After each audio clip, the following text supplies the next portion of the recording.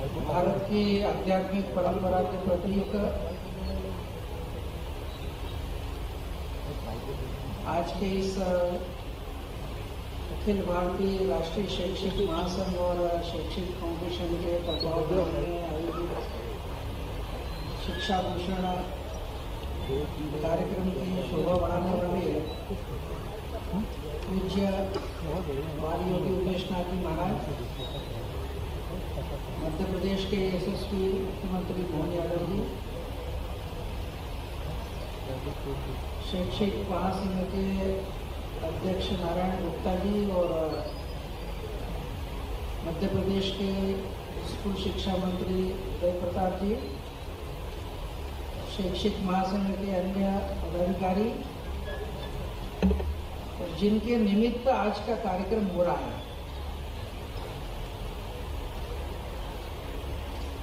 और जिनको हृदय से हम सब ने उनके कार्यों के प्रति अपनी सम्मान और श्रद्धा व्यक्त की है, ऐसे आदरणीय प्रोफेसर अग्रवाल जी, प्रोफेसर सुमलता केडिया जी, रामचंद्रन जी और सभागार में उपस्थित शैक्षिक महासंघ के सभी कार्यकर्ता और उपस्थित बहनों तथा भाइयों, सभी से कहा है संक्षेप में कहना है तो मैं भी संक्षेप में करता हूँ। और मेरे पूर्व जो अनेक विषय हैं, अनेक विसंगतियां हैं, अनेक अच्छी उज्जवल किरणें भी हैं, ऐसी सभी बातें हमारे आज के सम्मानित लोगों के मनोगत में और शैक्षिक महासंघ के अध्यक्ष मुख्यमंत्री जी और पूज्य उमेश नाथ जी के उद्बोधनों में बातें आ गई हैं। तो बाकी चर्चा न करते हुए जिस प्रसंग से आज का ये कार्यक्रम है, शिक्षा भूषण शिक्षा, उसी को लेकर के एक दो चार बातें विचार के लिए रखूंगा।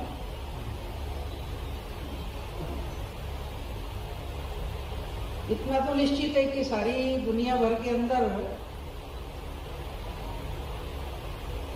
सभी मानते हैं कि सभी देश विकास चाहते हैं, और विकास चाहते हैं तो कहते हैं कि उस यात्रा पे बढ़ना है तो शिक्षित होना चाहिए। शिक्षित होना चाहिए तो शिक्षा की एक पद्धति भी दुनिया में चल रही है।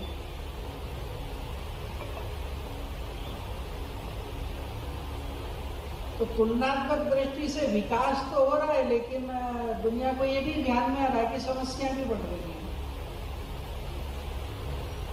शिक्षा का विकास हो रहा है तो साथ साथ भ्रष्टाचार का भी विकास हो रहा है। शिक्षा का विकास हो रहा है, वहां साथ साथ जीवन मूल्यों के क्षरण से जन्य महिलाओं के प्रति व्यवहार,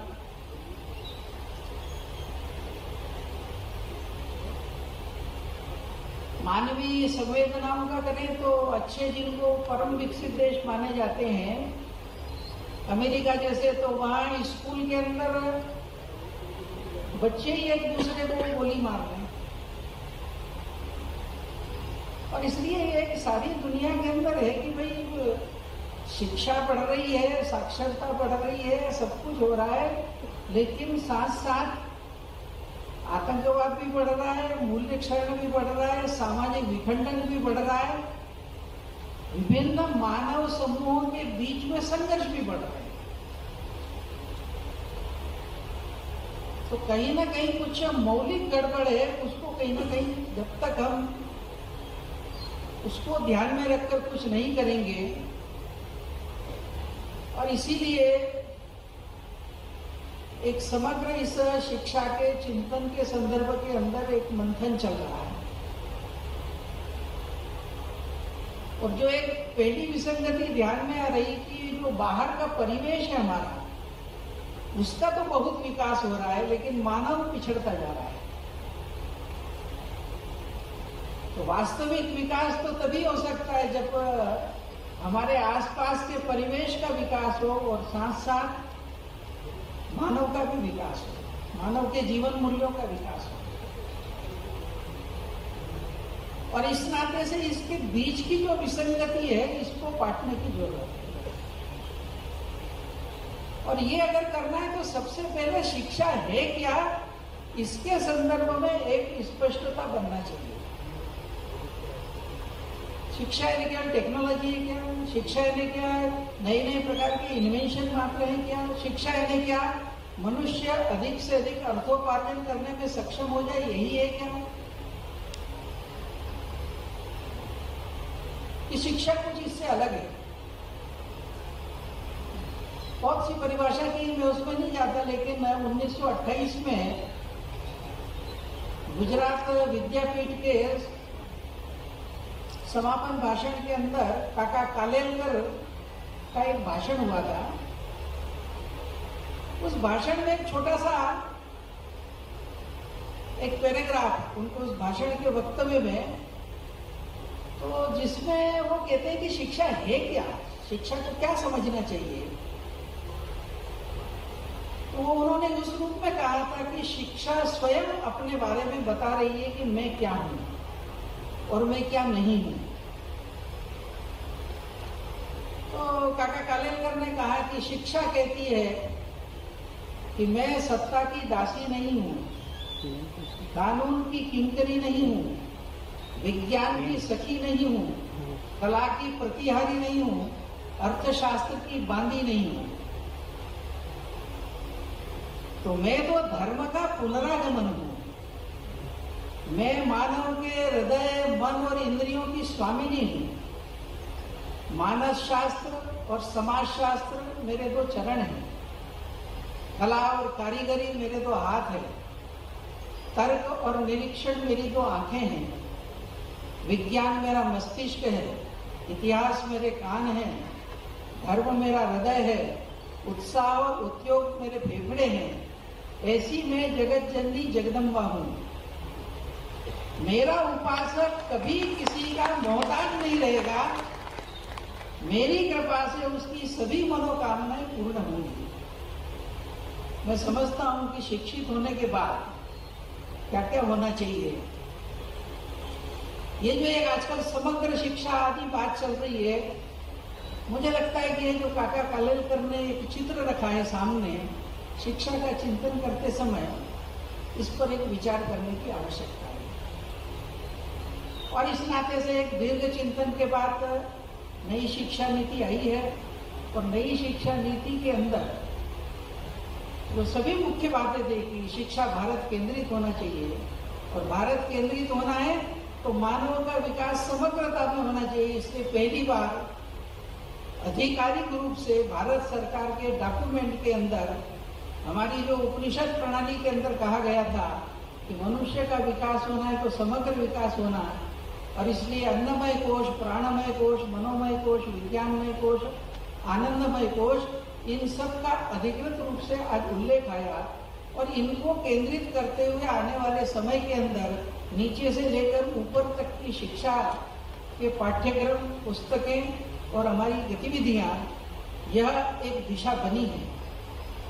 लेकिन इसका क्रियान्वयन अगर करना है तो जो मुख्य एक बात अभी पिछले वक्ताओं के संदर्भ में आई कि चाहे जितना इंफ्रास्ट्रक्चर कर लें, चाहे जितनी नीतियां बना लें, लेकिन उसका क्रियान्वयन तो मनुष्य ही मनुष्य को बदलता है।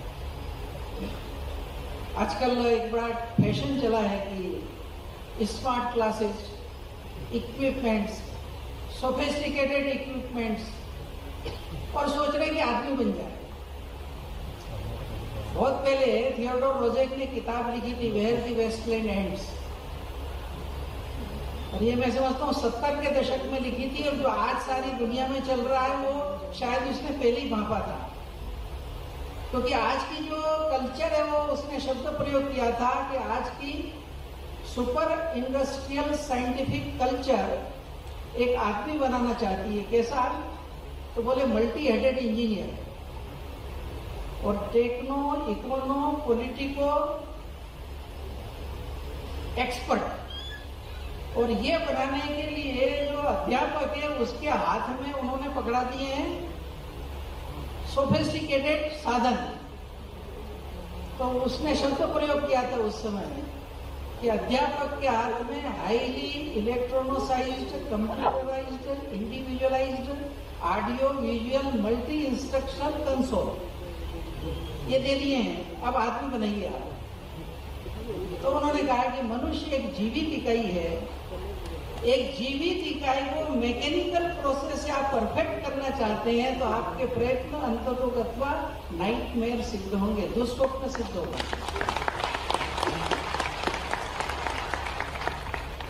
और इसलिए शिक्षा में जो मूल मुद्दा है, ये इक्विपमेंट के लिए शब्द प्रयोग हिंदी में हम करते हैं उपकरण, यानी वो उप है। टेलीस्कोप या माइक्रोस्कोप ये उपकरण है और आंख ये करण है। उपकरण को सोफिस्टिकेटेड करते चले जा रहे हैं और करण कमजोर होते चले जा रहे हैं। तो अगर करण कमजोर हो गए तो कितने भी इक्विपमेंट कुछ नहीं कर पाएंगे। और करण ठीक करना है तो हमारी कर्मेंद्रियां ठीक हो, हमारी ज्ञानेंद्रियां ठीक हो, हमारा मन ठीक हो, हमारी बुद्धि शुद्ध हो। इसको अगर एड्रेस नहीं करेंगे तो अंततोगत्वा सारा विकास विनाश के रूप में सामने आएगा। अब ये अगर करना है तो जैसा आया कि इसमें शिक्षक की सबसे बड़ी भूमिका है। और आवश्यकता इस बात की है कि समाज के अंदर जो ये कर रहे हैं उनके प्रति एक सामाजिक सम्मान का भाव वायुमंडल खड़ा होना है। जीवन की आवश्यकताओं की पूर्ति एक पक्ष है, लेकिन जो भारत में एक परंपरा थी कि राजा भी जो है गुरु का सम्मान करता था,